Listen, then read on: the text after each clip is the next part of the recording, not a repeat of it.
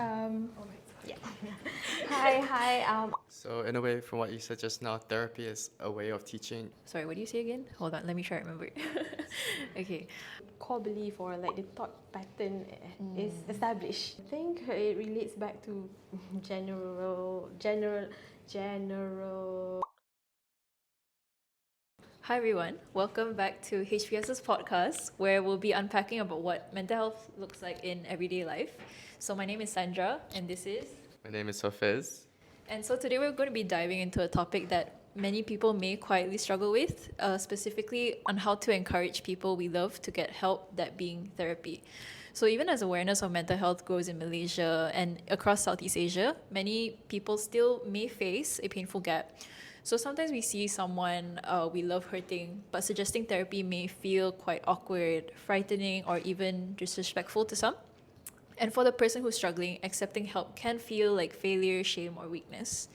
So today we're going to be diving into what makes it so hard to have these conversations. Why do we hesitate? Why do our loved ones resist? And most importantly, what can we do about it? So today we're honored to have our lecturer here. Would you like to introduce yourself? Yes. Yeah. Hi. I'm Faeza Hasnan, so one of the lecturer for them. So these are my students, Hafiz and Sandra. So thank you for having me here today. Okay. Right. So thank you, Ms Faeza, for joining our podcast today. So she's going to help us understand a little bit better about this topic. Why does suggesting therapy matter? Why is it so important to us? How do we bridge the gap where people may resist therapy? Yeah. Okay. So I guess diving into the topic. Okay. So maybe to provide our audience with a little bit more context, especially those who are not aware of what therapy is. Do you mind maybe telling the audience what exactly is psychotherapy? Okay. So in simple term, I guess it's where someone having emotional issues, having a lot of things going through their minds, and having difficulties in terms of like their well-being emotionally, mentally. So that's where they can receive psychotherapy, just to help to straighten out things that go through their minds, their emotions. So I think in general that's like a simple term that I can talk about therapy. Yeah. So in a way, from what you said just now, therapy is a way of teaching individuals how to manage with what they're struggling with, right? Am I correct? Yeah, that's right. And also a space, I think, for them to express themselves, because sometimes you don't want to go to your friends, you don't want to go to your family members, so that's when you go to therapy. Yeah. Okay. So I think now we can move on to the next question, and this will be within our first segment of the podcast, which is why it matters and when love means encouraging help. So for the first question, what does encouraging therapy mean to you? Encouraging therapy, it means you are supporting someone, right? Because when you talk about encouraging therapy, that means you notice something is not to say not right, but something is a bit off, maybe. For example, behavior wise, emotions, or the way that they presented to the family, friends, and people around them. So that's when you talk about like, okay, maybe I want to encourage, maybe this person needs help, and therefore you would encourage therapy as a part of support. All right. And from what you said, why is it important for us to encourage therapy towards our loved ones and for them, to help them and seek therapy? On top of that, like, why is it so important, especially in our culture and our nation right now, in Malaysia and Southeast Asia? Yeah. I guess when you have the thought of like wanting to suggest therapy, that's because you care, right? Like you want to see someone you love do well, have I don't know, good emotions, good behavior, good actions, and good functions, I would say. Yeah, and therefore, when you see things not being in the same way as probably they are before, then then that's when you think that, oh, okay, maybe there is something going on here, and can I help? And in what way can I help? So encouraging therapy could be one of the ways. Yeah. Especially when, like, in I think today's society, sometimes you notice something, maybe a friend, a loved one's going through something, and sometimes it's a bit difficult to know what to do, right? Yeah. So I can completely understand that as well. And I think that brings us to maybe the next question here. How can encouraging therapy be an expression of love rather than criticism or interference? Because most of the time when you're a friend or family member, maybe encouraging therapy can seem a little bit of like a criticism, right? So how can it be more of an expression of love? If you ask me how, like I said earlier, it's because you care. When you care, it's automatic that you want someone that you love, someone that you think of, receive whatever support that they need that is helpful for them. So I think, the right question is how, because like you can't just tell someone like go to therapy, right? Because that is like imposing your own probably values or beliefs that this person needs help. So I think it's important to understand first, like, does this person really needs therapy, and why this person needs therapy, and you can start off with that. And I think I would always encourage people to be an active listener first, themselves first, before like straight away referring to therapists. Yeah. Okay, I think it's really interesting how you mentioned about being a bit careful about the values that you impose on others. Do you mind maybe elaborating a little bit more on that for our audience?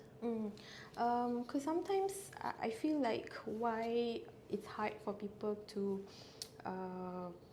suggest therapy in the first place is because they themselves have some sort of ideas of, hey, therapy means you're weak, you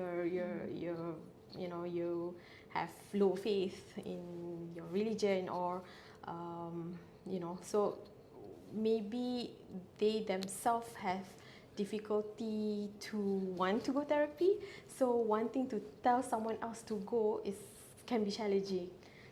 So that's one of the thoughts I have. And sometimes it's also about like you think that whatever that they do or think is not right or like, oh, that's a problem, so you should go therapy and seek help. But to the other person, maybe that's not the case.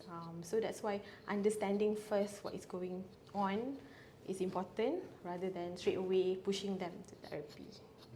So from what I'm hearing is a lot of, I guess, just being a little bit more mindful when our own biases are coming a bit into play here. And also you mentioned about like understanding the other party, active listening.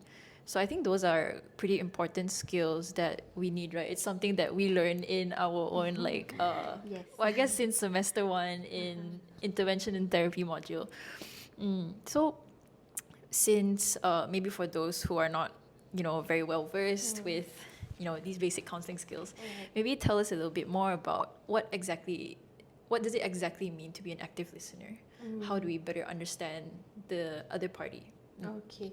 I think, if you were to go to the basic counseling skills, there's like quite a number of techniques, right? But in general, what it means is that we don't want to be judgmental, right? So usually, when we want to be active listener, we really have to understand. We really want to listen empathetically, meaning to say, like, when you ask questions like, how's it going lately, you really want to hear what the other person says and not jump into like, oh, something is wrong with you, you should go to therapy. No, but instead, like, just understanding more of like what's going on, and seeing what the other person has been doing or not doing, and from there then slowly you try to understand better of this person without any judgment, and then only you would decide whether should I bring this topic of therapy up or not. Okay, so maybe perhaps for the viewers, I guess a little bit of like a recap would be, don't assume. Yes. Be curious to try and understand them better. I guess to rule out any assumptions you have, really see what's going on from in their world. Yeah. And then you can sort of see, all right, like, is it right to suggest therapy maybe? Okay, I think that gives like a very good context. Hafiz, you want to ask the next question? I would like to add on one more thing. So, especially to those who might be a little bit reluctant to encourage therapy, especially this one maybe towards friends or again family members, can you also like maybe let us know a little bit about, how can encouraging therapy actually help someone who is struggling, especially for those who feel as if like, oh, this is maybe none of my business, or maybe I shouldn't interfere with this. So, why is it really important for someone to encourage therapy for those that need it? I guess the keyword is because they need it, right? So sometimes that's when, if you were to notice something is just really off, and there's limited support that you can give or limited resources that you yourself can provide, then I think it's very important to encourage them to get the support, because at the end of the day you want to ensure that they can live well, function well emotionally, mentally, and physically as well. So I think it comes from that. They need the support. It's not because you don't know. I mean, you don't want to support. Because some people they feel it's not my place is one thing, and the other thing is that you're troubling me, right? So go and get help. So if you have that kind of intention, it's not genuine, and that's where the difficulty to talk about it comes up. Yeah. Okay, but I also find it not find it interesting, but I guess one keyword that stuck out to me as you were telling us about this was the phrase. Sorry, what do you say again? Hold on, let me try to remember it. Okay, encouraging it when you think that they need therapy, right? So when it comes to needing therapy, maybe even to just like give a better picture to maybe people who are like considering therapy, I think one question that may come up in mind also is like, do I really need it? When I guess my question would be, how can people, I guess, what can people ask themselves when it comes to deciding, have I come to a point in time where I'm like, you know what, I need this, or because some people may think that maybe I can still handle it. Yeah.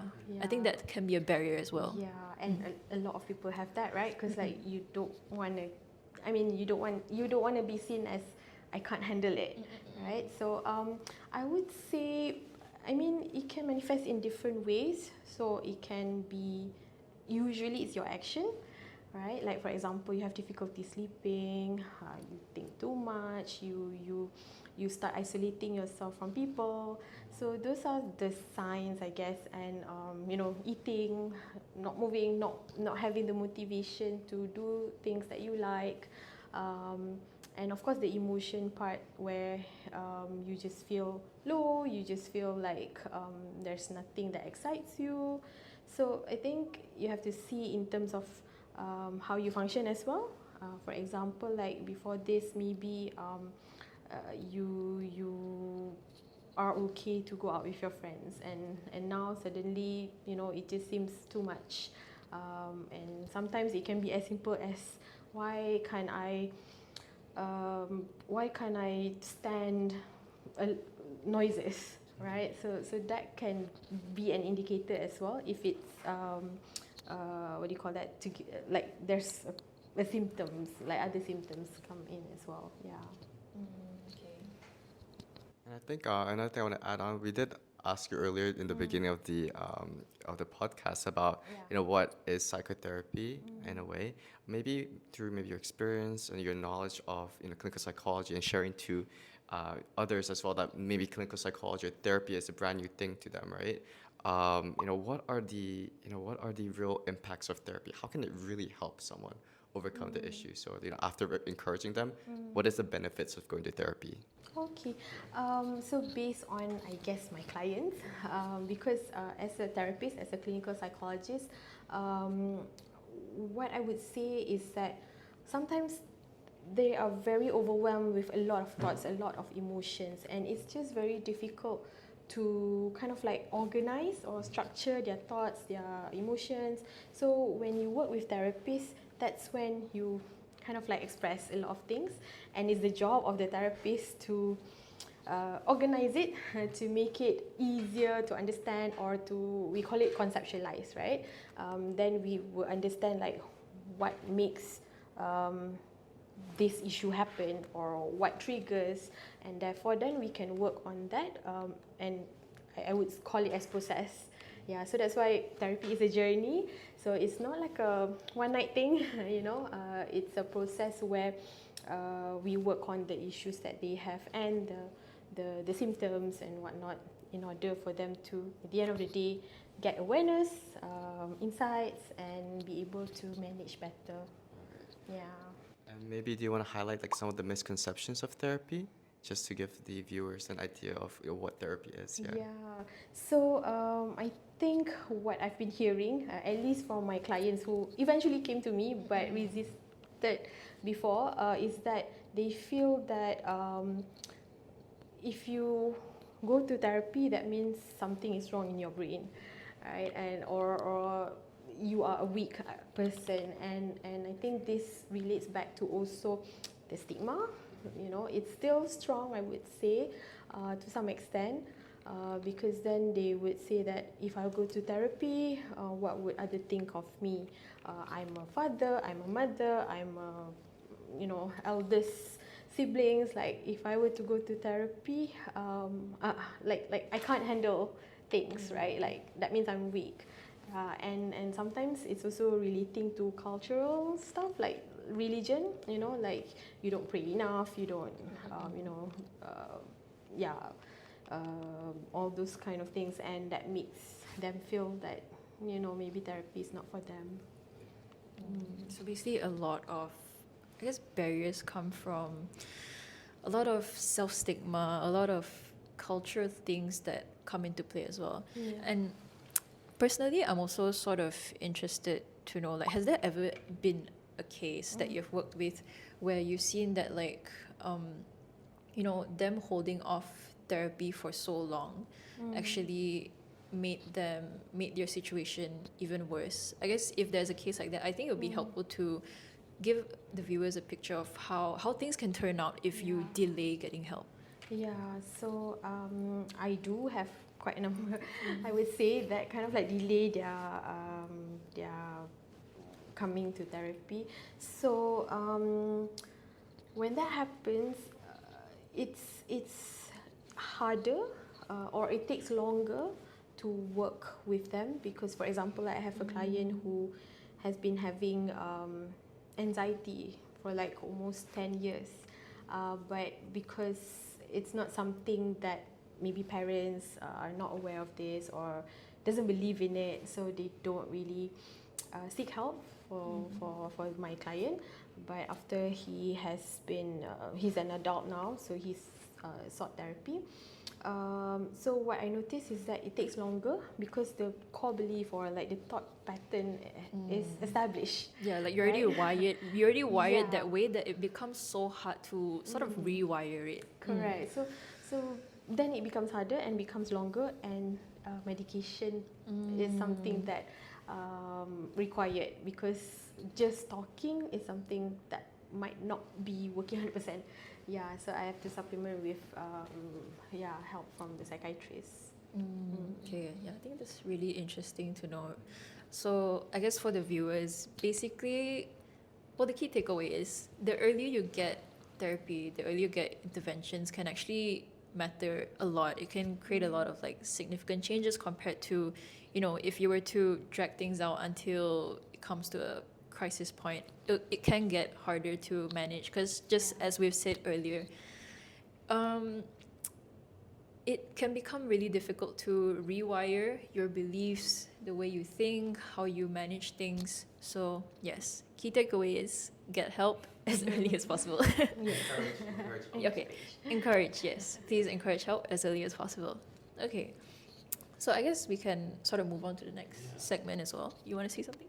No, I was going to say that actually does lead us on perfectly to the next segment, which is like the resistance and when love meets fear, of like why some people, whether it be the one encouraging therapy or the one that needs therapy, why they might be reluctant or resist such interventions. So I think the first question, you did mention it a little bit about the stigma, Yeah. especially in Malaysia and Southeast Asia.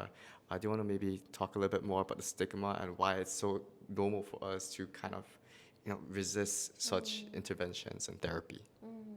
Well, again, because of that feeling of you should be in a certain way, right? Like you should not be weak, you should not be needing help from others maybe. So that kind of perception made them more difficult to seek help or to wanting to receive help, because because they think like, oh, I'm still okay. It's just a little bit of annoyance or irritability, but I'm okay. I don't want to meet people. That's okay. It's still fine. But that's when sometimes I guess the person going through all this, they don't see it because they're in it, right? So that's why we need friends, family, people around us that can support them to encourage when they see, because they're outsiders, so they might see better. So I think that's one of it. Okay. And I guess in terms of like this stigma, like, oh, if I go to therapy, I'm weak, right?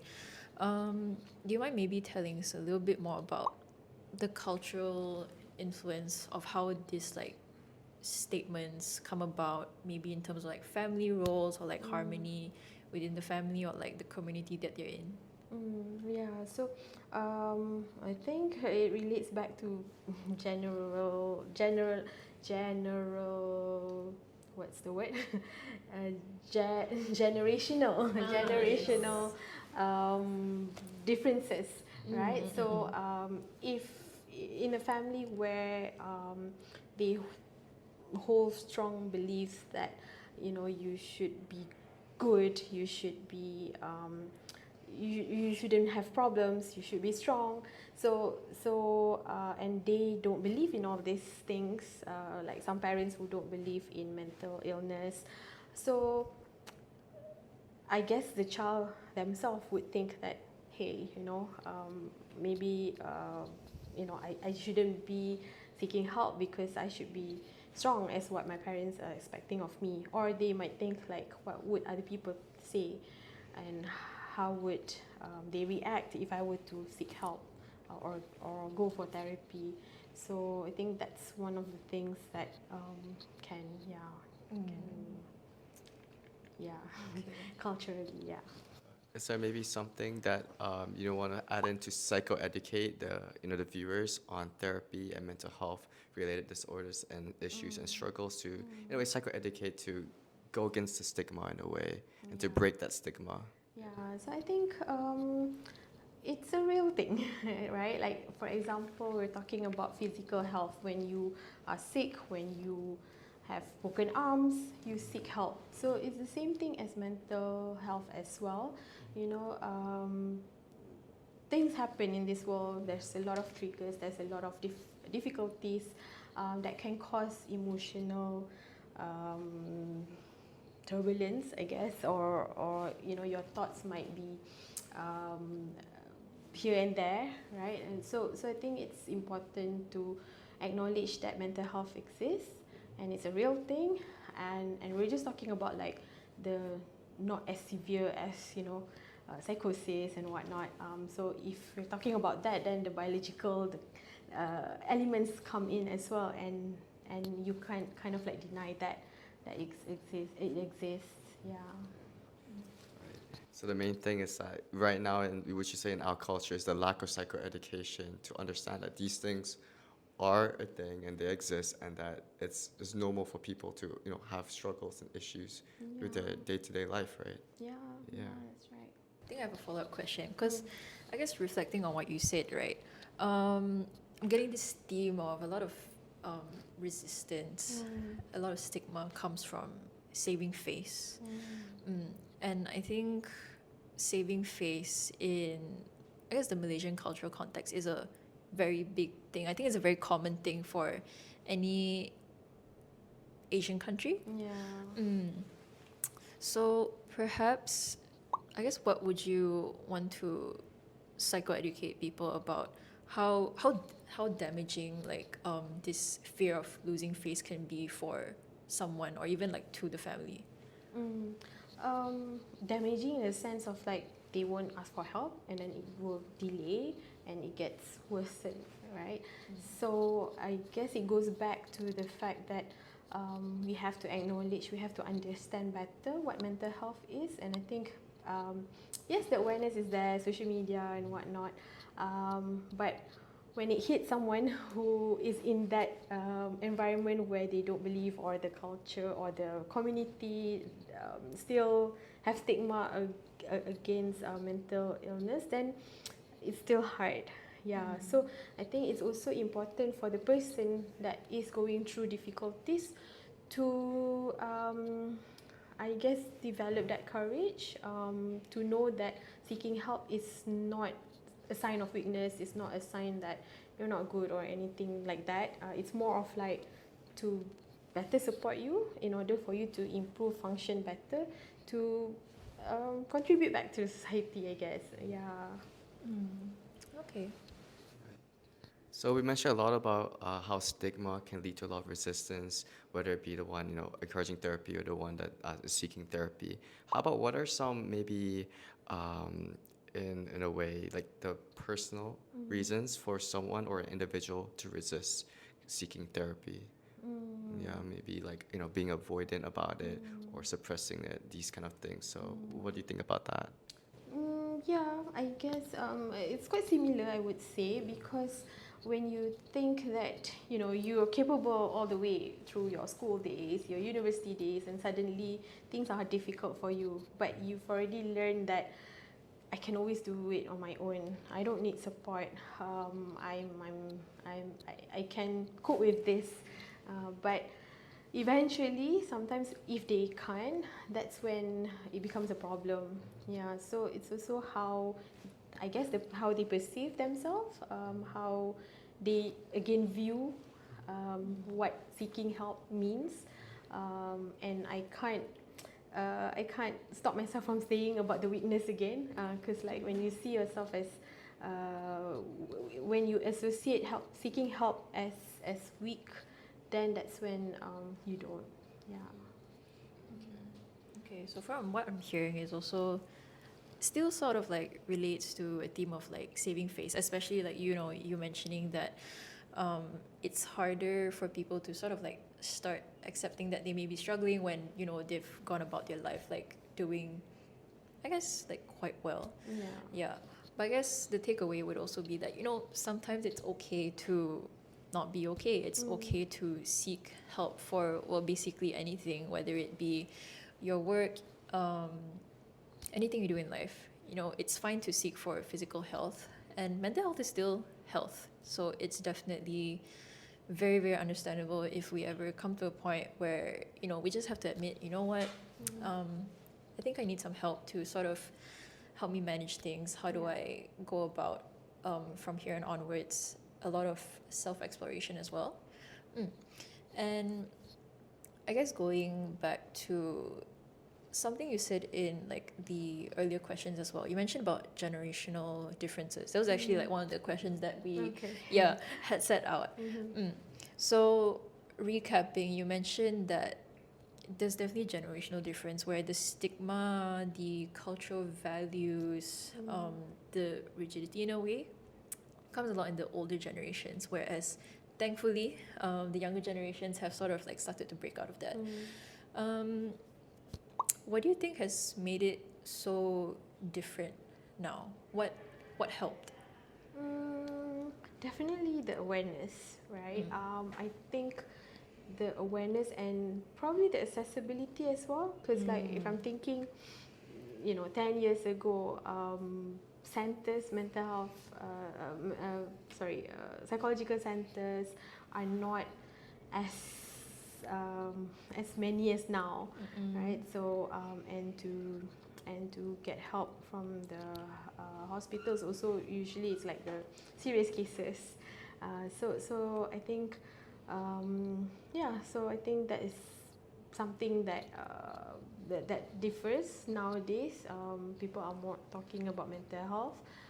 People are more open, like the younger generations are more open to seeking help. Okay, so I think that's one thing that maybe viewers can consider as well. Yeah. I definitely know that one of the resistance of going to therapy is definitely the Yeah, price definitely. if it comes from private centers. But yeah, just know that there are very, very affordable options, so don't let that be a barrier. Yeah.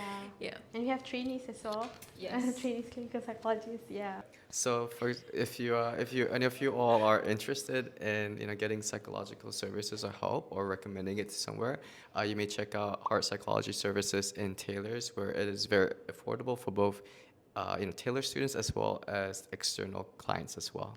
I think that brings us perfectly to our next segment, and this segment is now bridging the gap. So what can we actually do? So especially for individuals that maybe might be more resistant, more reluctant to go seek therapy, for example, I think it's quite common to have someone say like, I'm fine, I don't need to go to therapy, or maybe other people saying like, nothing's gonna help, nothing's, there's no point going or anything. What can you as a person to encourage your loved one, your friend, how can you in a way like encourage them to seek therapy and move around that? Yeah. So I know you're going to ask this question, so I kind of have something in my head right now. I have this framework that I've learned from my previous practice. So it's called CARE framework. So it's CARE. C is check the signals. So that's where I think it's important to identify whether that person do show any symptoms, any signs that they need help. Right, so if you feel that yes, there are a couple of things that you notice and you feel that something is off and something's not right that I want to support with, then that's where it goes to A. A is applying non-judgmental conversations. So this comes back to what we've discussed earlier, where you want to find out first, understand first how they're doing, instead of like right away asking them to seek therapy, but you want to listen non-judgmentally. And then R is reassure with information. That's because sometimes we ask them to go here, get therapy, go get support, but we don't even have enough information, or rather the family, the members, the friends doesn't have enough information to provide to the person who needs it. So I think it's important to have the knowledge and information to then provide the resources to them. Yeah, and E is to ensure that they do get support. Yeah, because just asking people to go get support is not enough. So you have to also ensure that they did receive the support. You probably can even go with them, make the appointments for them. Yeah. So I think that framework really helps a lot of people who learn it to practice and apply. So given that framework, which I think is really lays out a foundation of how you can encourage and help others, how can one do this in the sense of how can they encourage therapy in a way that is more feels caring towards the individual, or maybe what kind of languages or phrases they can do, or these kind of things, what can they do? Okay. I think you guys learned the I statement. So instead of like using the you statement, whereby you tend to like it sounds like how to say pointing, right? Like you should get therapy. So instead of that, like maybe tell your concern as well. I see that you have been isolating yourself. I'm concerned. So I wanted to know like how have you been feeling, what is going on. Then apply that non-judgmental conversations with them.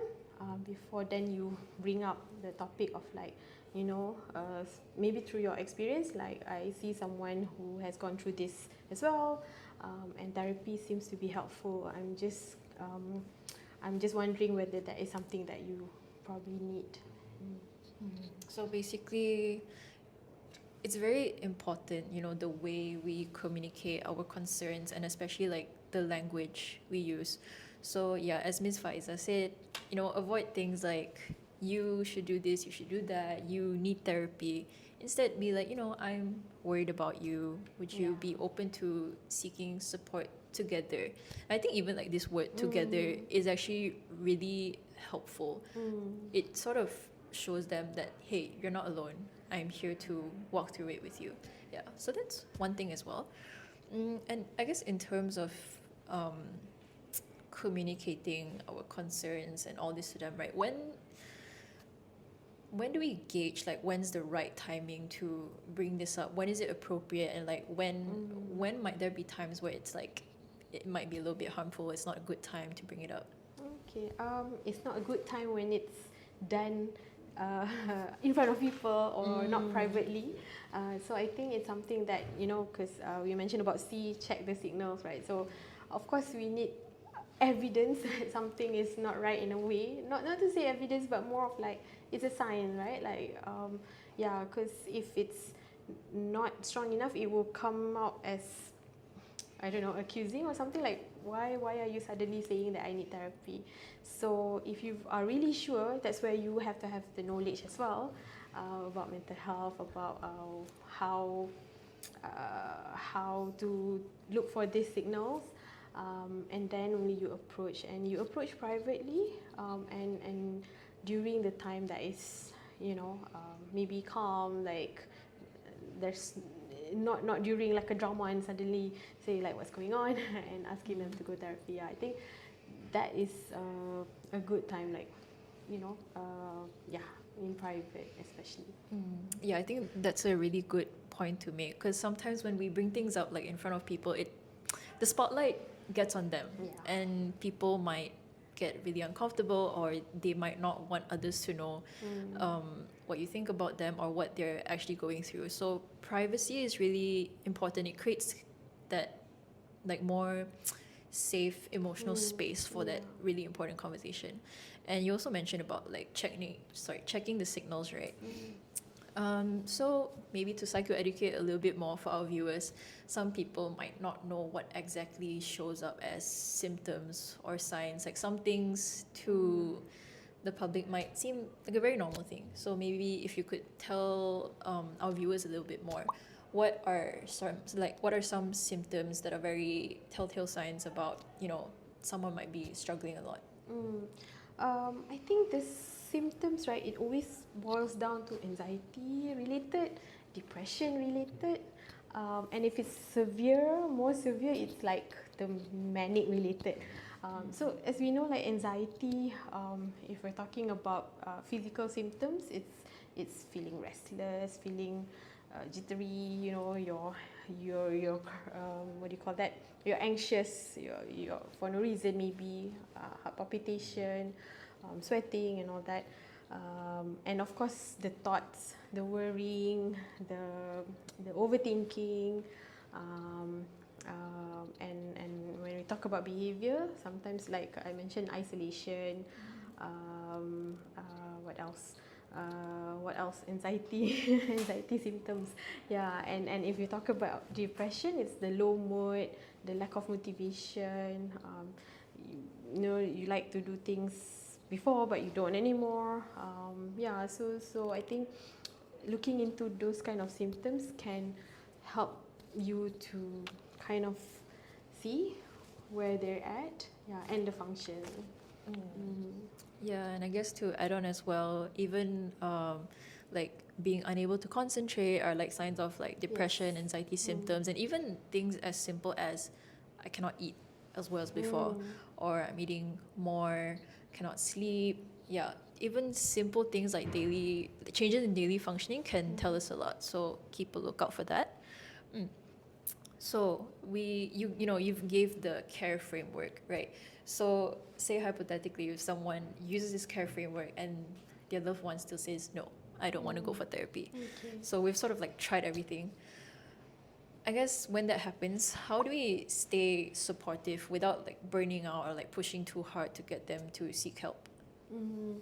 I guess in that circumstances, we want to understand why they are resistant. There must be a reason. Maybe not out loud that they would say to you, but if this is the case, I would suggest to continue checking in on them, just making sure that they know that you are there to support them. And maybe the first time around they are resistant because maybe they need time to think about it, to understand better. But once the conversation is out there, then it gives them some sort of insight. And maybe if they were to reflect more on it and they feel like, actually I do need help, then they would eventually seek for that help. But if not, I don't think it's good to push them anyway, because they will just so just check in on them, provide the support that you can, and ensuring safety, I guess that's like number one. Yeah, so I guess the takeaway from that would be, when you feel that you've tried whatever you can, but there's still a bit of resistance, it's okay. We've tried your best, and like Ms Faeza said, the most that you can do at that point in time is just to keep checking in. Maybe they'll change their minds in the future, but I think most importantly, don't stress out about it if they still resist, because I think from one thing that I see as well in terms of maybe people close to me, when they're unable to help or convince others to get help, it starts to become very stressful. They may take it as like their own burden. Yeah, but just know that sometimes there's only so much that we can do. True. But what matters most is that we have tried. So perhaps in terms of like even aside from more individual family like friendship context, let's sort of have maybe last few questions. When it comes to maybe shifting like attitudes towards therapy over time, right? What can we as a community or a society do to increase like awareness when it comes to accepting therapy? I know awareness is out there already. Like there's a lot of campaigns and workshops. But I think it just have to continue. It's not something that you can stop yet, because I think it's still important. And maybe also a lot of these activities are done in the city, right? So I think it's also important to going places like rural areas to also educate. So because I think they kind of like need it too, but it's harder to reach to them because a lot of things are just done here. So that's one. I also think it's important to start from young in a way, in terms of like educating individuals. So I think that's what some of you have been doing, right? Like going to schools, talking about mental well-being, talking about emotions, because I think it's still a vulnerable thing, in at least in Malaysia, I guess, or Southeast Asia, to talk about emotions and being vulnerable. So educating from younger age is important as well. So you mentioned about what society and community as a whole can do, and to shift the attitudes of what therapy is, and also in a way breaking the stigma, right? How about maybe like for someone that's interested in the subject, what are some things that they can do further reading, research on, maybe some keywords you can suggest them to become more knowledgeable in this topic? Depending on what they want to know, I guess like if they want to understand the process of therapy, right? So I think you just Google that, ChatGPT, you get all the answers. That brings me to the point where sometimes they do ask help from ChatGPT in terms of therapy. It might help. They might give you some sort of answers, but again, I think that needs to be some regulation, like you still need to see a real person or a real therapist, because it plays a lot with your thoughts and emotions, so they need someone to regulate that as well. But yeah, for information relating to therapy, relating to signs and signals, so resources are available. Maybe our job is to provide the resources to them, because sometimes people don't just go and search, right? Yeah. Right, because for some people it might be those encouraging, it might be overwhelming because maybe they might not know how to look out for these warning signs, or might not know, what it is exactly they should do, or like I think was mentioned earlier in the podcast about how things can be easily missed, and Yeah. therefore it's difficult to encourage it if you have the lack of knowledge, right? Yeah. And I think I do agree as well that nowadays, I think as society as a whole, the awareness of mental health and psychology is growing, especially with universities as well, providing more courses. I think that's a great stepping stone. So I think now we can move on to more of the closing questions. I do have one thing that I want to ask you. If you could tell someone who's afraid to seek help in one sentence, what would you want them to hear? Yeah.